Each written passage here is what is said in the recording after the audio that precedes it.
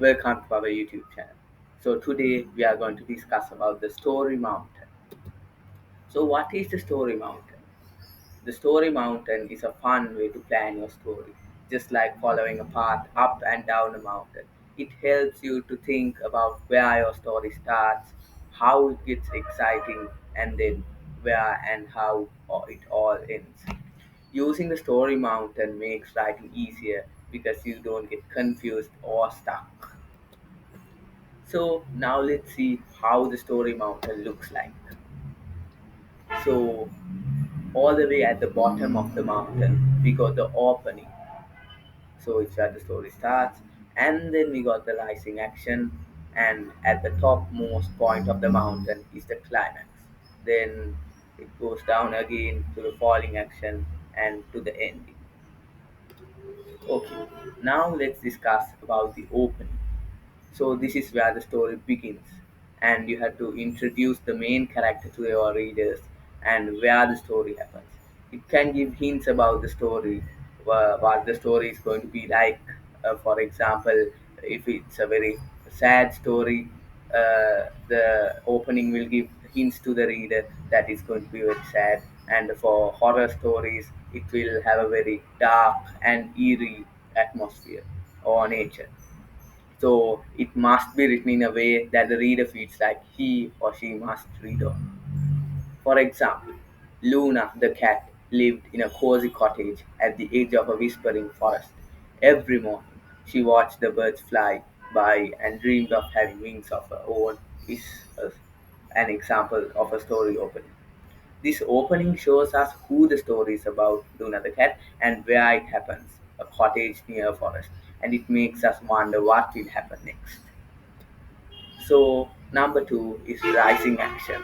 The rising action is where small problems start to appear and the main character goes on his journey. He will meet new characters who can be enemies, villains, or friends and fairies.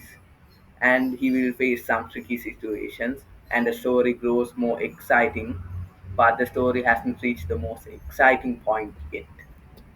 For example, Luna wanted to fly more than anything, so she decided to explore the whispering forest to find a way to make her dream come true. Along the way, she met a kind bird who promised to help her. Together, they searched through the trees, learning about the magic hidden in the forest. Luna faced tricky paths, strong winds, and dark shadows, but she never gave up. Each day, her hope grew stronger, and her bond with the bird deepened, leading her closer to a special secret hide in the tallest tree. So, this is an example of a rising action. It builds up the story for an exciting point, but the story hasn't reached the most exciting phase yet. But it builds up and explains more about the character and the nature of the story. Okay. Number three is climax. So this is the most interesting part. It's where the story has reached its biggest moment. It's the most exciting and important part of a story. It can be happy or sad, but it's very, very, very exciting. And the characters might have to make a big choice.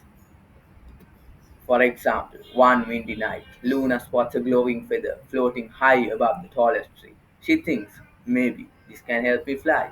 So she bravely climbs up higher and higher, but suddenly, crack!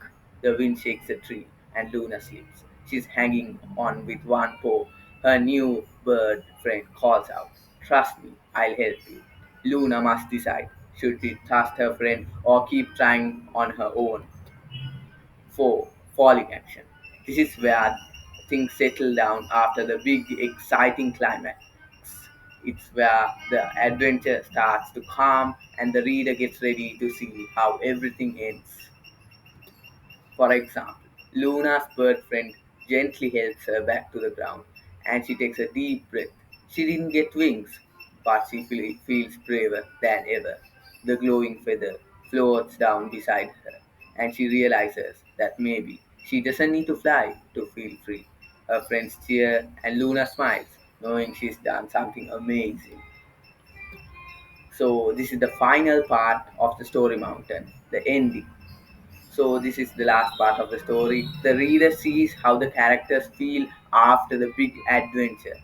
The characters might have changed, learned something new, or might even live in sadness. The ending or the resolution must be a very memorable one, so that the reader feels that he read a good story. And so, an example of an ending is, from that day on, Luna no longer sat and wished for wings. Instead, she ran through the forest with her bird friend, leaping, climbing, and laughing.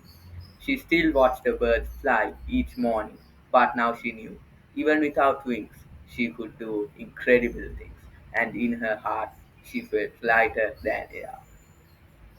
So I recommend all of you to draw, to remember and draw the story mountain before you write your essays or stories. That way, it will be much, much easier to plan and write a great story.